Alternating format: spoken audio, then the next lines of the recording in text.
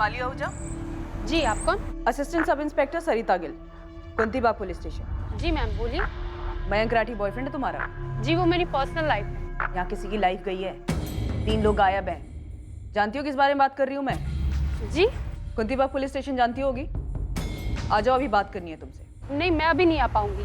मेरे पास तुम्हारे घर का एड्रेस है, हम लोग वहीं आ जाते हैं। जी नहीं मैम, एक्चुअली मेरी क्लासेस है, मैं उसके बाद आती हूँ। देर नहीं होनी चाहिए। तो मेघा, तुम्हें पक्का लगता है कि मयंक जिंदा है? पक्का? मैंने कब कहा पक्का? मैंने कहा मयंक शायद जिंदा हो सकता है। मेघा, तुम्हें लगता है कि मयंक अपनी बड़ी बहन सोनाली और माँ बाप इन सब का कत्ल कर सकता है? मर्डर, और वो भी मयंक, वो भी अपनी खुद की फैमिली का? नो वे मैम, आप शायद मयंक से मिली नहीं है। मयंक इतने वॉयलेंट टाइप का है ही नहीं। इनफैक्ट मैम, मुझे मयंक के लिए डर लग रहा है। ओम रजावत राठी का किराएदार था, मारपीट के भगाया गया था इसे। तो उस लड़की सोनाली के साथ इसका कुछ चक्कर था? इसका रूम पार्टनर था विकास गोयल। उसने बताया कि सोनाली को लेकर कुछ मसला तो हुआ था। किराएदार था यहाँ पे, तो पक्का आउट ऑफ हिसार का ही होगा। आज की फैमिली नमनपुर की, पर उन्हें इन्वॉल्व मत करना। लास्ट टाइम पता चला था दिल्ली चला गया।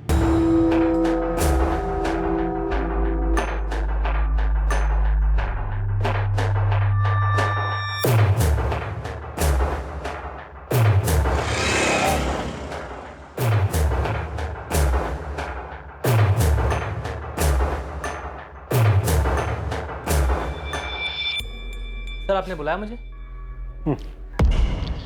सर, मुझे ऐसा क्यों लग रहा है जैसे आप मुझ पे शक कर रहे हैं? कुछ है शक करने जैसा?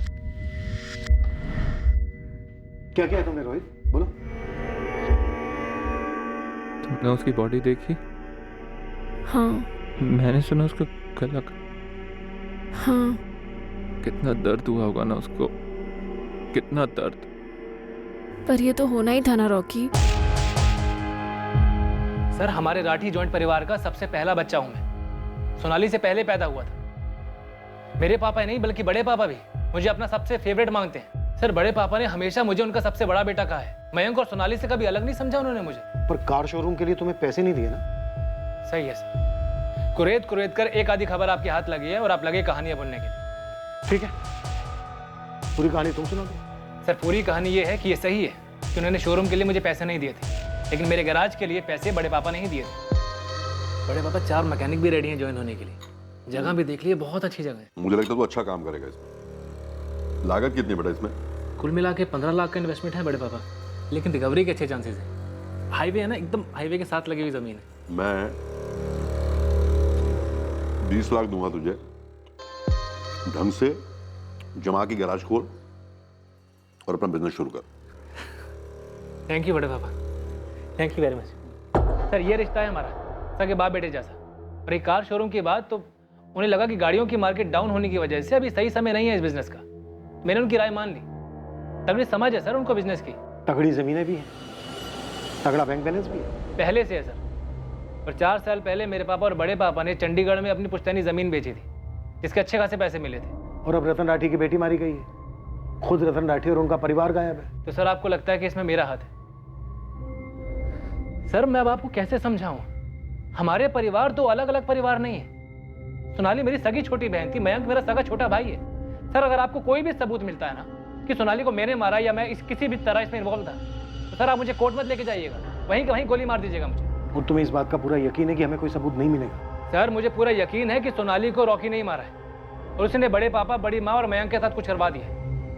मैं इस बात से हैरान हूं सर कि आपने अभी तक रॉकी पर रस्सी क्यों नहीं कसी है? जिस चीज पर कसी जानी चाहिए कसी जा रही, यानी कि मुझ पर, है ना सर? सर, मैं जानता हूं कि मेरा नाम गिरीश दहिया ने आपको बताया, पर सर आप ये नहीं जानते कि रॉकी ने उस गिरीश को अपनी जेब में रखा हुआ है। रॉकी के पास कोई जादू की छड़ी है जिससे वो किसी को भी अपनी जेब में रख लेगा? सर, आप उस रॉकी को नहीं जानते, लेकिन मैंने उसे बहुत करीब से देखा है। सर, वो लोगों का ब्रेन वॉश कर रहा है, अपने आप को बचाने की कोशिश कर रहा है वो। रॉकी, तुम इस वक्त गहरे सदमे में हो, पर यह बात तुम भी अच्छी तरह जानते थे कि सोनाली आग से खेल रही है। मैंने भी वार्न किया था उसे।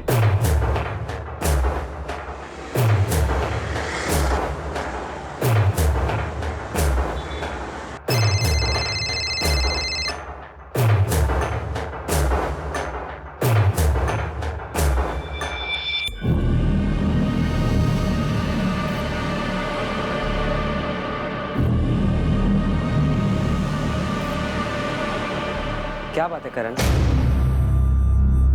ना तो काम पर जा रहा है, ना कुछ बता रहा है।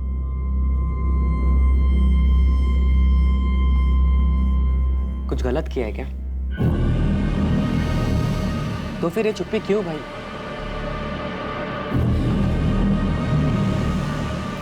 देख, अगर गलती से कुछ हो गया तो बता दे मुझे। हर चीज का हल होता है, मैं संभाल लूंगा। अच्छा बोल, क्या हुआ? आप क्या कह रही हैं मैम? मयंक कहाँ है हिमाली? मुझे क्या पता, मुझे खुद न्यूज़पेपर के जरिए पता चला कि मयंक की सिस्टर का मर्डर हो गया और उसका पूरा परिवार गायब है। फोटो छपे थे, शायद आप ही लोगों ने छपवाए होंगे। तुम इतना क्यों उत्तेजित हो रही हो? क्योंकि आप मुझसे ऐसे सवाल किए जा रही हैं। मुझे क्या पता कि मयंक कहाँ है। मयंक की सिस्टर का मर्डर हुआ है, तुम्हारा बॉयफ्रेंड और उसके माँ बाप गायब है। तुम पे कोई खास असर नजर नहीं आ रहा है। मुझे समझ में नहीं आ रहा आप मुझसे चाहती क्या हैं? आपसे किसने कहा कि मुझे पता होगा मयंक कहाँ है? मेघा ने आपसे चुगली की है? तुम कुछ तो जानती हो हिमाली। देखो, हम तुम्हारा फोन 24 घंटे टैप कर रहे हैं, तुम पे नजर भी रखे हुए हैं। अगर तुम ये सब अवॉइड करना चाहती हो तो बोल दो सब कुछ। क्या सब कुछ? हमें पता चला है तुम मयंक के टच में हो। मैम, वो मेघा बकवास कर रही है, जलती है वो मुझसे, इसीलिए मेरे बारे में फालतू अफवाहें फैलाती है। मयंक और मेरे बीच ऐसा कुछ सीरियस नहीं है। इवन मैं तो इस झमेले में फंसना भी नहीं चाहती। मयंक अपने डैड से इतना डरता है, इतना डरता है।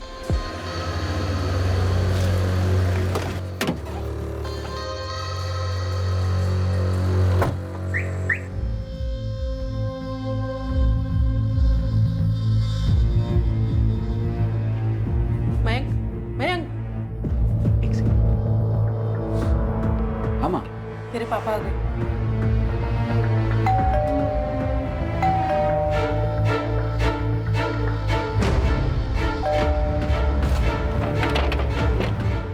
चलो चलो जल्दी चलो चलो। अरे चल,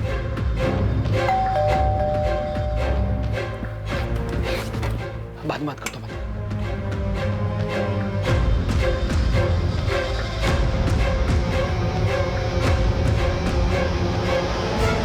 मैं शॉक्ड थी मैम। अपने डैड से इतना भी क्या डरना?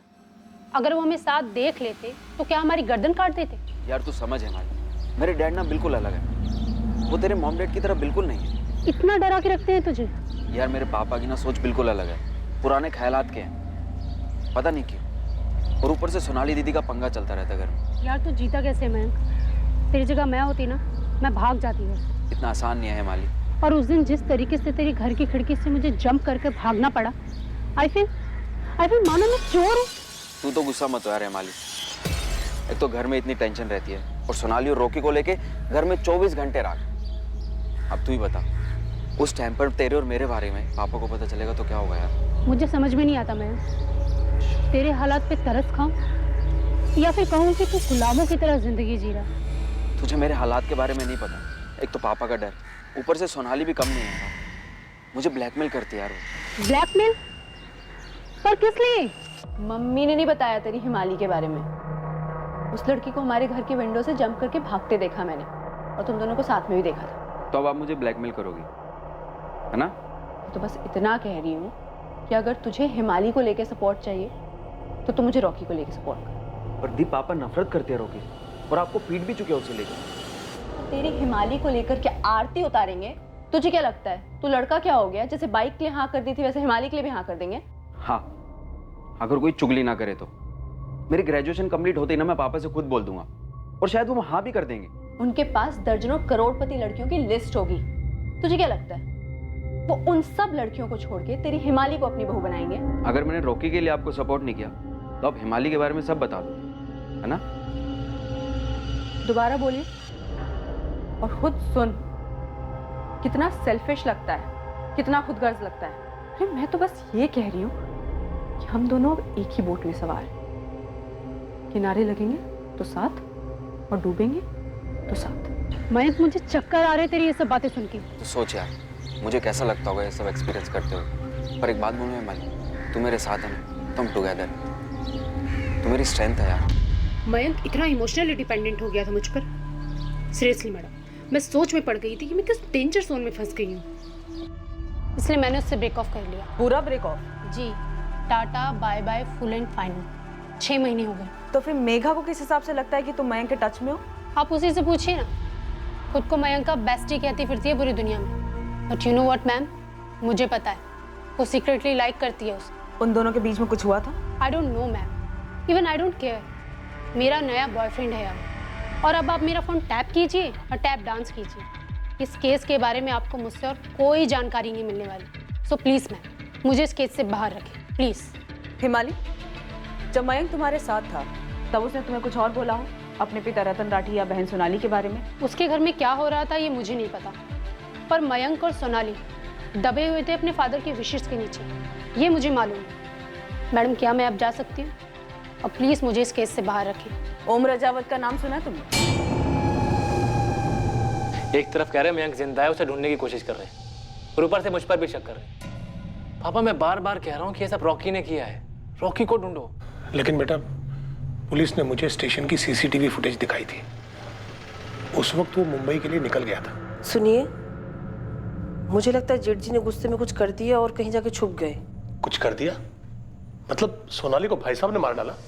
हजारों बार धमकी जो दे चुके थे मारने की। तो फिर मारकर भाग क्यों जाते? ताकि उन पर शक हो जाए।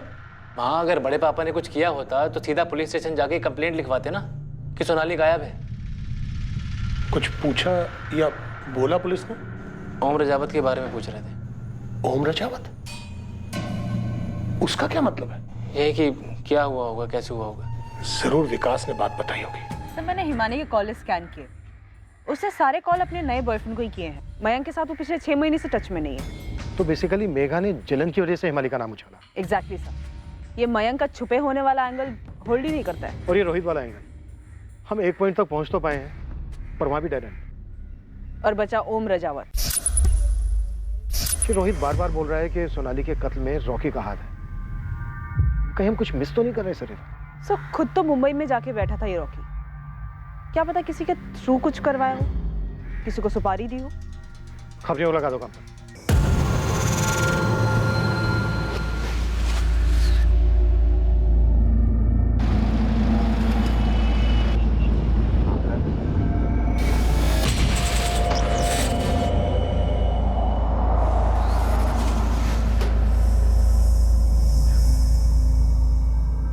ये आपका ओम रजावत यहाँ गुरुग्राम में रहता है। पिछले 1 साल से बीपीओ में काम कर रहा है। क्या लगता है? यहाँ तो गुड बॉय बना हुआ है साहब, लेकिन फिर भी नंबर भेजता हूँ आपको। रिपोर्ट कार्ड मंगवा लीजिए टेलीफोन कंपनी से, यदि कोई लाल मार्किंग होगी तो दिख जाएगी।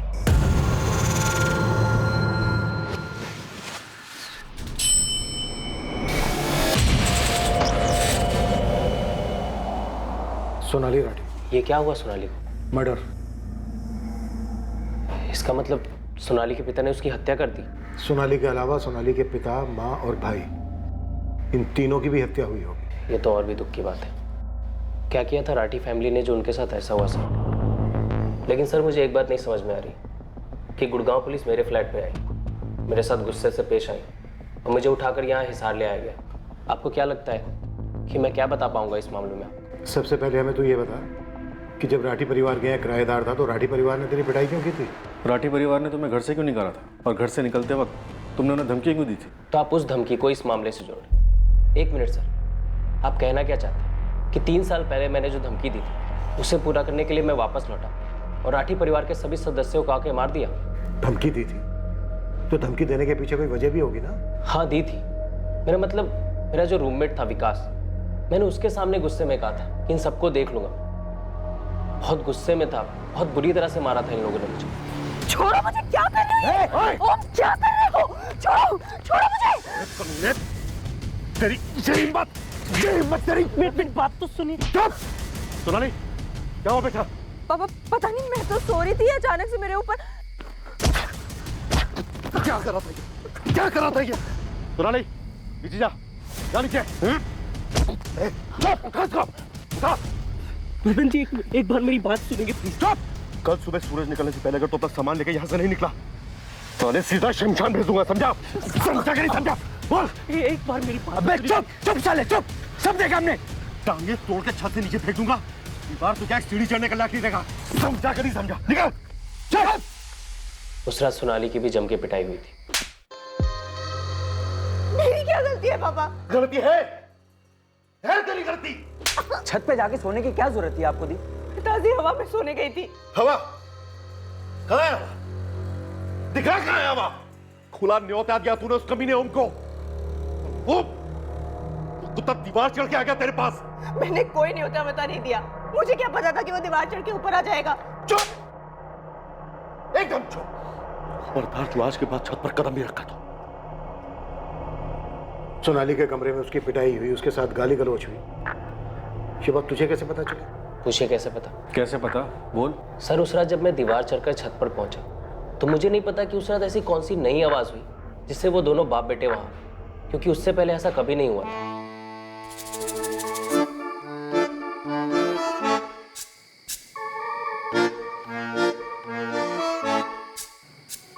जितनी देर क्यों लगा दी? कैसे आता? विकास जगा हुआ था। क्या बोलता उससे? वो हर रात छत पर आती और हम मिलते थे, पर उस रात पता नहीं वो दोनों बाप बेटे कैसे आ धमके और रंगे हाथों पकड़े जाने पर सोनाली का एक अलग ही रूप देखने को मिला। क्या कर रहे हो? छोड़ मुझे, छोड़ मुझे। किसी को भी गुस्सा आएगा ना सर। जब मैं बैग पैक करके निकल रहा था तो मैंने गुस्से में विकास को बोला था कि इन सबको देख लूंगा मैं, पर इसका मतलब ये नहीं था कि खून वून कर दूंगा।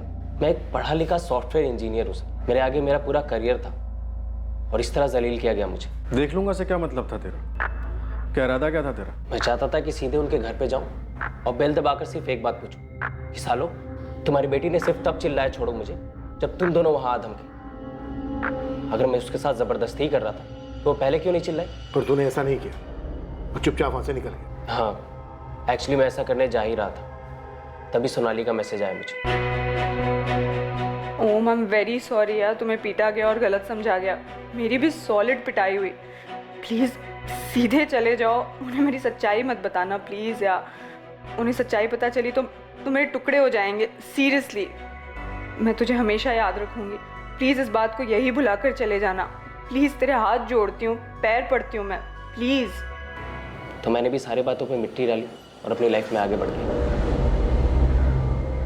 कुछ और बता सकते हो जिससे हम कातिल तक पहुंच सकें? सर ये 100% मुमकिन है कि सोनाली का मर्डर राठी फैमिली ने ही किया हो, और अब जब रतन जी, मयंक और सुषमा जी गायब हैं तो ज़रूर सोनाली के साथ किसी लड़के का भी मर्डर किया होगा। रॉकी सिंह, लेकिन वो तो जिंदा है। ये तो बहुत अजीब है, क्योंकि या तो दोनों को साथ में मारते या फिर पहले उसे फिर सोनाली को मारते। अगर इन दोनों को मार के राठी परिवार कहीं छुप सकता है तो वो कहाँ जा सकता है? तुम 2 साल किराएदार थे उनके, कुछ तो बता सकते हो? उतना तो कभी ध्यान नहीं दिया सर। हाँ, सोनाली के चाचा है संजय राठी और उनका लड़का रोहित, वो भी मिले होंगे इस मर्डर में। काफ़ी करीबी रिश्ता है उनका और सोच भी एक जैसी है उनकी। उन दोनों बाप बेटों पर शक है हमें, लेकिन अभी तक उनके खिलाफ कोई सबूत नहीं मिला। इनका एक और खास है, गिरीश दहिया, जो स्टोर कम चलाता है, उनकी चमचागिरी ज़्यादा करता है।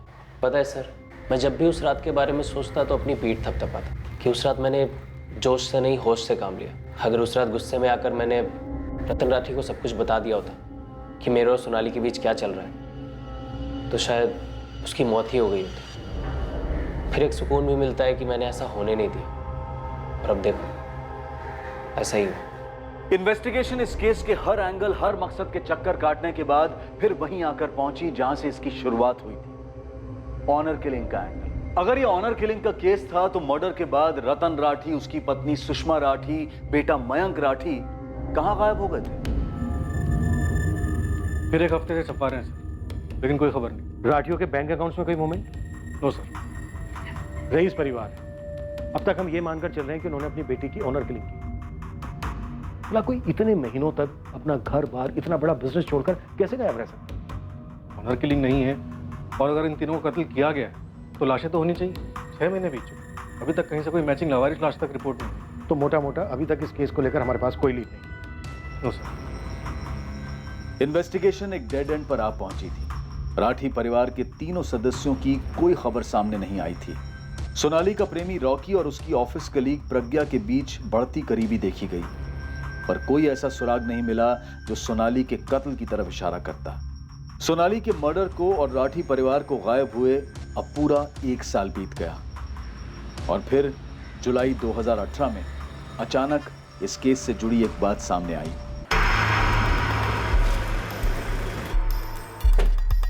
मैं टेबल पर कस्टडी मिली? नहीं सर, कोर्ट ने और एविडेंस मांगा। साफ साफ तो है कि बंदा 100% इन्वॉल्व है। सर इस केस की हियरिंग के बाद एक और केस लैंड अप था, वो Rathi family case. Rathi family case? हाँ सर, वो संपत नहर पे लाश मिली थी ना सोनाली राठी की। हाँ हाँ हाँ, बाप माँ बेटा तीनों गायब थे। सोनाली मर्डर केस में क्या मैटर आया सुनवाई के लिए? सर ये लॉयर से पेपर्स लाया।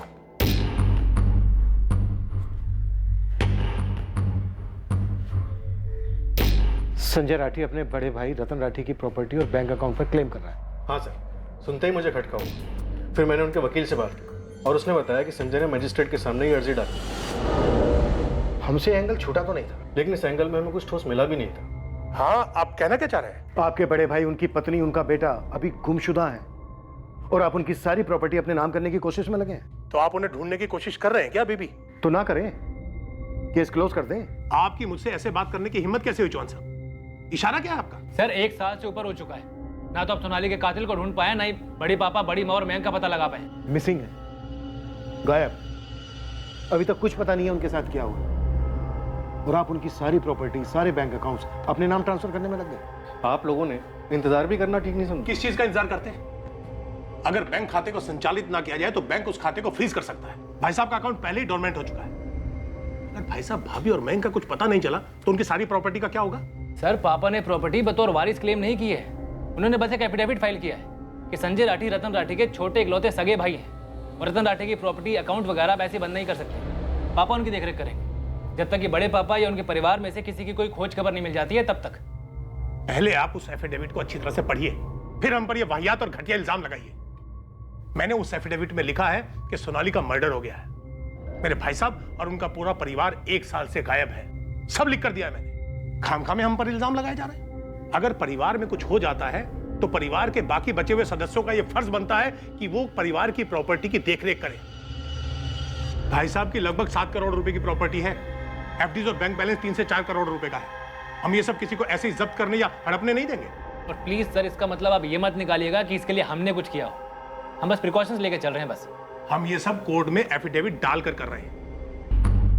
सर ये सच है, इन्होंने एफिडेविट में सब कुछ साफ साफ मेंशन किया जैसे कि इन्होंने बताया। मैंने इनके लॉयर से भी बात की, उसका भी कहना यही है कि इन्होंने कुछ भी नहीं छुपाया। सर इस संपत नहर पर कुछ भी छुपाने की कोशिश नहीं। सोनाली की लाश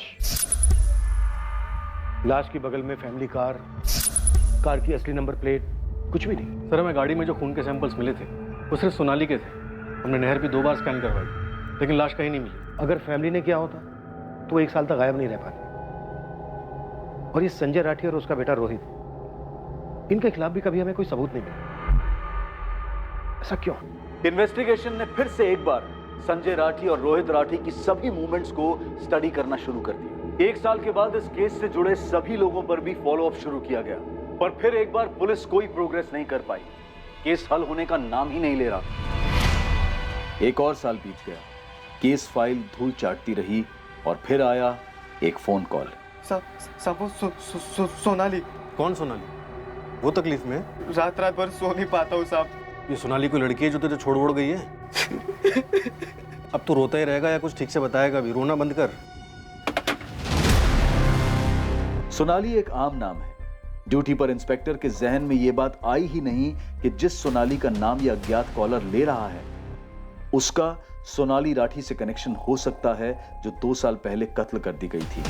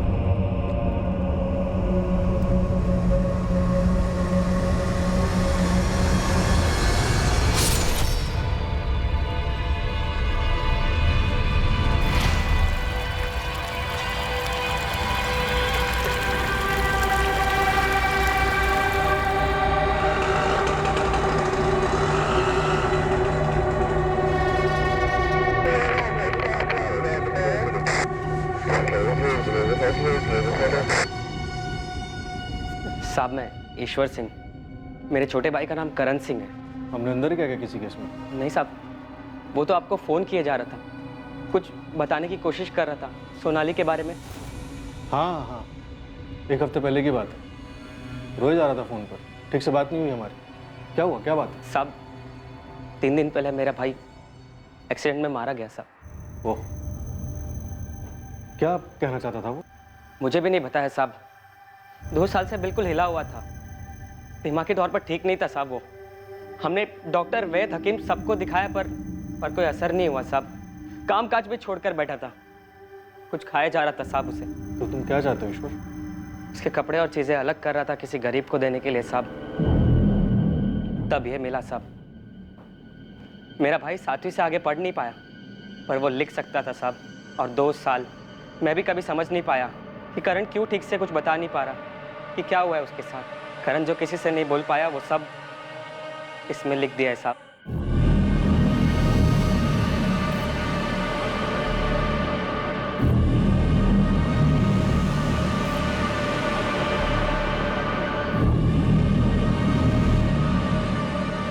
सब कुछ लिख डाला है और ऐसे लिखा है मानो उसे मालूम था कि जल्द उसकी मौत आने वाली है।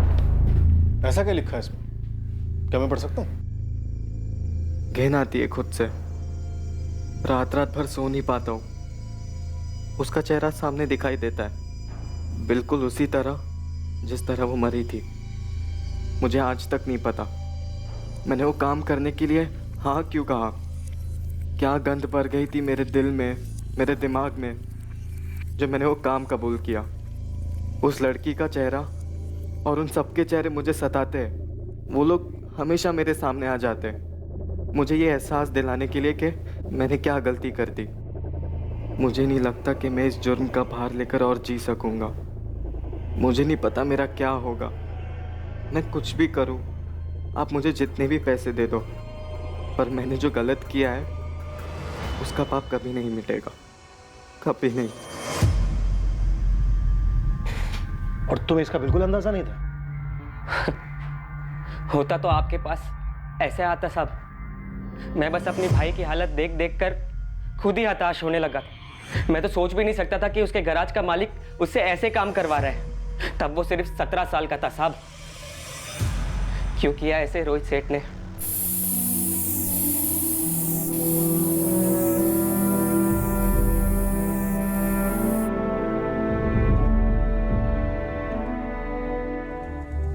सोनाली राठी के कत्ल का मकसद और मुजरिम दोनों इन्वेस्टिगेशन के सामने ही थे, शुरुआत से ही थे। रतन राठी, सुषमा राठी और मयंक राठी के लिए जो भी खोज की गई थी वो बेकार थी।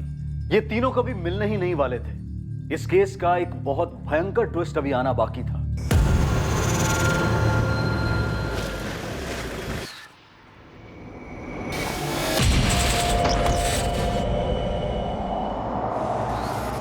जी सैनी साहब।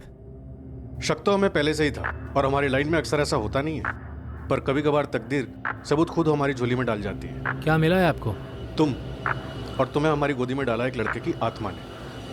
करण सिंह नाम था उसका, जो 3 दिन पहले एक एक्सीडेंट में मारा गया। कभी यहाँ इस गैराज में काम करता था और तुमने उसे ऐसा घिनौना काम करवाया जिसने उसे जीते जी मार डाला। वो खुद तो मर गया लेकिन अपने पीछे सबूत छोड़ दिया। वैसे मैं सुपर स्टोर गया था गिरीश दैया को ढूंढने के लिए। सुपर स्टोर बंद है। वो भी चला गया। कहाँ चला गया? ऊपर, हमेशा हमेशा। रोहित सही कह रहा है सर। इस गिरीश ने 2 महीने पहले पंचकुला के एक लॉज में जहर खा के सुसाइड कर लिया। गिल्ट, अफसोस की वजह से। ऐसा ही कुछ होना चाहिए सर। आप मुझे जितने भी पैसे दे दो, पर मैंने जो गलत किया है उसका पाप कभी नहीं मिटेगा, कभी नहीं। मुझे अब पैसे नहीं चाहिए रोहित भैया, गिरीश भैया। पूरे 5000 हैं, रख ले, तेरे काम आएंगे।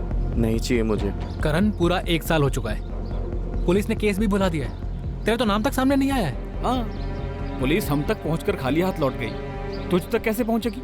तू ये बेकार के ड्रामे मत कर। क्यों हमारी नींद उड़ा रहा है तू? देख, 1-2 साल और रुक जा। बड़े पापा की सारी जायदाद मेरे नाम पे होने वाली है, सेटल कर दूंगा तुझे, तेरा खुद का घर बनवाऊंगा। देख, बेकार में ये पछतावे की नौटंकी मत कर। अभी 18 साल का है, पूरी जिंदगी पड़ी है तेरे आगे। तेरी इस मायूसी के चक्कर में ना तू खुद तो डूबेगा, हमें भी ले डूबेगा। गिरीश भैया वो सब मेरा पीछा करते रहते। सोनाली दीदी, रतन सेठ, सुषमा जी, मयंक भैया, वो सब घूर घूर कर मेरा पीछा करते। मुझे रात रात भर सोने नहीं देते। करण की तरह गिरीश को भी पछतावा होने लगा था, अफसोस होने लगा था अपने किए पर, इसलिए खुद की जान ले ली। पछतावे का तो पता नहीं सर, पर आप खुद ही देखिए, सब कुछ इतना सही जाने के बाद भी कुछ भी सही नहीं हुआ। कुछ भी सही नहीं हुआ सर। क्या काम कर गए? क्या फायदा क्या हुआ रोहित? कुछ भी नहीं। क्या क्या प्लानिंग की, कैसे पुलिस को घुमाया, तुमने उन्हें रॉकी की तरफ धकेला और मैंने उन्हें तुम्हारी तरफ। एक सबूत पुलिस के हाथ नहीं लगने दिया, लेकिन आज लगभग 2 साल बाद हमारे हाथ में क्या लगा? कुछ भी नहीं। गिरीश, मुझे भी कम फ्रस्ट्रेशन नहीं है, समझा? देखो अभी पापा ने एफिडेविट डाला है कोर्ट में, क्या बोलता मजिस्ट्रेट, लेकिन वकील ने एक बात साफ बोल दी है, जब तक पुलिस इन्वेस्टिगेशन केस क्लोज नहीं कर देती है ना, तब तक कोई फैसला नहीं आएगा। हाँ तो चल के बता देते ना पुलिस को रोहित, चल के बता देते हैं कि रतन जी, सुषमा भाभी, मयंक वो लोग जिंदा नहीं है। गिरीश, तू भी करण की तरह बावला हो गया क्या? मरना है तुझे? तो अभी कौन सा जिंदा है, अभी कौन सा जी रहे हैं हम? बस इंतजार कर रहे हैं दोनों। सबको मारकर अपनी जिंदगी बनाना चाहते थे। क्या हाथ लगा? कुछ नहीं।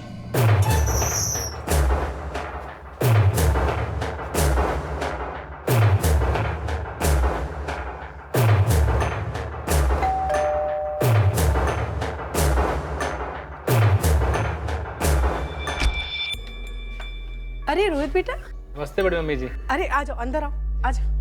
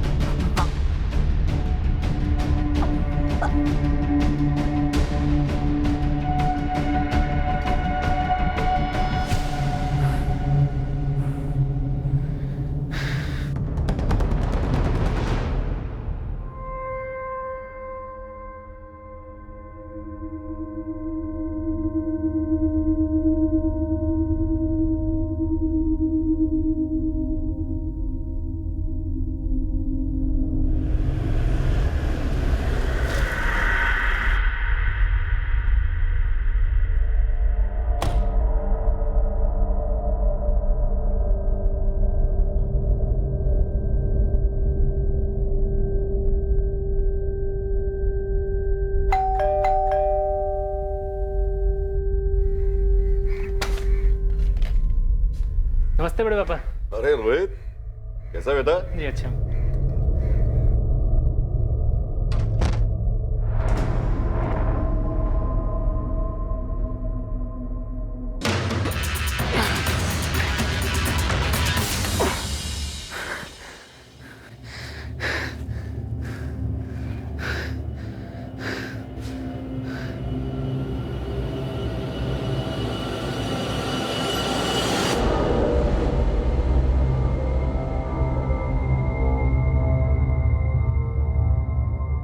अब बची सोनाली। रोहित, सब एक जैसे नहीं लगने चाहिए, वरना आसान होगा पुलिस के लिए पता लगाना। सब काम कर गया, प्लानिंग परफेक्ट, अंजाम परफेक्ट, लेकिन फायदा हुआ? पैसा, जमीन, जेवर, कुछ हाथ नहीं लगा। गिरीश, मैंने जो करना था किया, उसके आगे क्या कर सकता था? क्या कर सकता हूं मैं? अब भी क्या कर सकता हूं? सोनाली को कैसे मारा?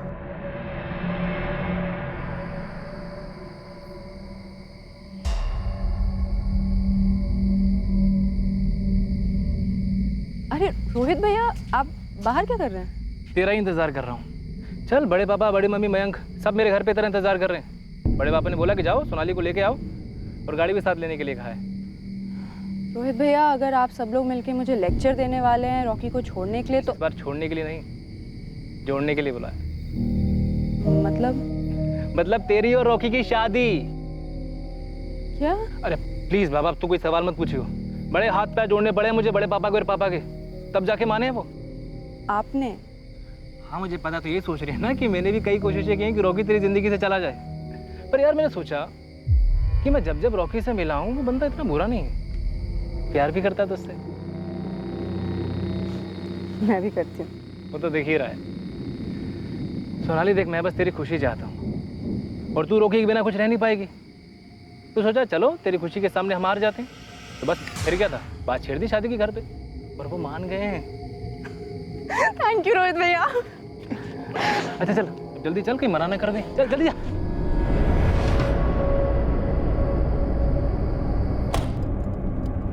मैंने सोनाली से बोला कि मैं बीच में किसी काम के लिए उतर रहा हूँ। उसने माइंड नहीं किया, वो अपनी खुशी में खोई हुई थी। उसकी शादी जो होने वाली थी।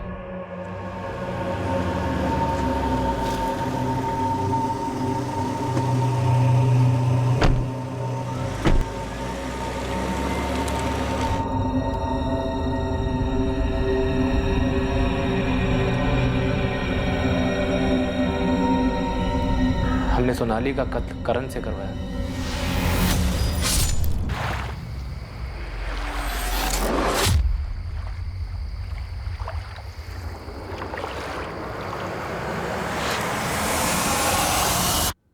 सोनाली की लाश कार के साथ नहर पर छोड़ना, ये पैतरा था ना तेरा, ताकि हमें बाकी की तीनों लाशें न मिले। बाकी तीनों बॉडी के साथ क्या किया था? वहीं आगे नहर में बहा दिया था। सोनाली की बॉडी को नहर पर छोड़ने के बाद हम घर लौटे, सब साफ सफाई की और बाकी तीनों लाशों को गिरीश की कार की डिक्की में डाला और फिर नहर पहुंच गए।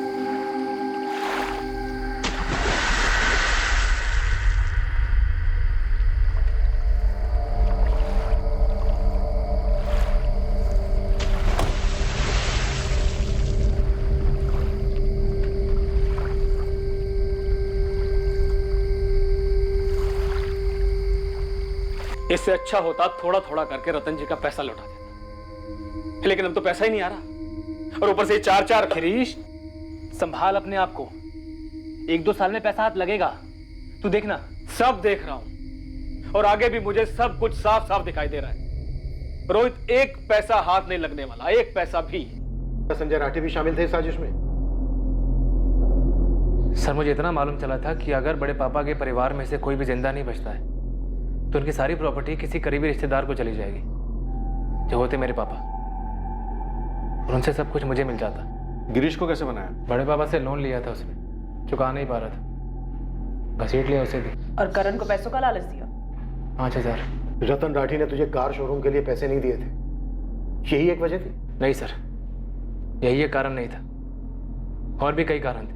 मयंक और सोनाली के पैदा होने से पहले उस घर का लाडला था मैं। बड़े पापा अपना बेटा मानते थे मुझे, हर मांग पूरी करते थे, पर जैसे उनके अपने बच्चे हुए अपनी सारी प्रॉपर्टी मयंक के नाम से खरीदते थे। और सोनाली अगर भागकर रॉकी से शादी कर लेती ना तो उसे एक पैसा नहीं मिलता, उसका सब कुछ भी मयंक को मिल जाता। मुझे क्या मिलता? मुझे तो कुछ भी नहीं मिलता ना। यही सब सोच के मेरा दिल जलकर राख हुआ जा रहा था। और जब मैं उनके पास शोरूम के लिए पैसे मांगने गया तो मना भी कैसे किया? कैसे? तेरे बस का नहीं है शोरूम वोरूम। क्यों बड़े पापा, अब ऐसा क्यों बोल रहे हैं? क्योंकि बिजनेस करने के लिए अकल चाहिए और वो तेरे अंदर है नहीं। क्यों अकल नहीं? गैराज ठीक से तो चला रहा हूं मैं। इसे तू ठीक से चलाना कहता है? तेरे पे तरस खा के तुझे गैराज दिया मैंने, क्या किया तूने उसका? बड़े पापा पर देख बात सुन, ये रिश्तेदारी अपनी जगह पे है, घाटे का धंधा मैं किसी के साथ ना करूं। बड़े पापा पर आपने कहा था कि बिजनेस शुरू करने में आप मुझे सपोर्ट करेंगे। चंडीगढ़ में भी जब आप घर ले रहे थे आपने कहा था मेरे नाम पर लेंगे, वो भी अल्टीमेटली आपने मयंक के नाम पर ले लिया। जलन होती है ना मयंक से। बड़े पापा जलन क्यों होगी? पर आप मेरे लिए कुछ भी नहीं कर रहे हैं। कुछ भी नहीं? ये इतना बड़ा गैराज खोल के देना तेरे लिए कुछ भी नहीं है। कोई और होता ना बेटा तो उस एक गैराज से 4 गैराज बना था। ये जिस शोरूम की तू बात कर रहा है खुद अपने पैसों से खोलता। कोई काबिल बिजनेसमैन होता ना तो जो 20 लाख रुपए मैंने तुझे दिए हैं वो सूद समेत मुझे लौटाकर साबित कर देता कि वो राठी है, असली राठी। तो ये तू क्या कर रहा है? फिर से वही गिड़गिड़ा रहा है पैसों के लिए भिखारी की तरह। एक बात कान खोल के सुन ले, मुझसे अब तुझे एक ढेला नहीं मिलने वाला। क्यों? क्योंकि तू इसके लायक ही नहीं है। जा जाके अपना गैराज संभाल, वहीं से पैसे कमा अपने। नहीं, सिर्फ बेइज्जती नहीं, उन्होंने बड़ी नाइंसाफी की थी मेरे साथ। और तूने इंसाफ किया पूरे परिवार का कत्ल करके। रोहित के माँ बाप यकीन ही नहीं कर पाए। वो ये जानकर सदमे में थे कि उनके बेटे रोहित ने अपने बड़े पापा और उनकी पूरी फैमिली का सफाया कर दिया था।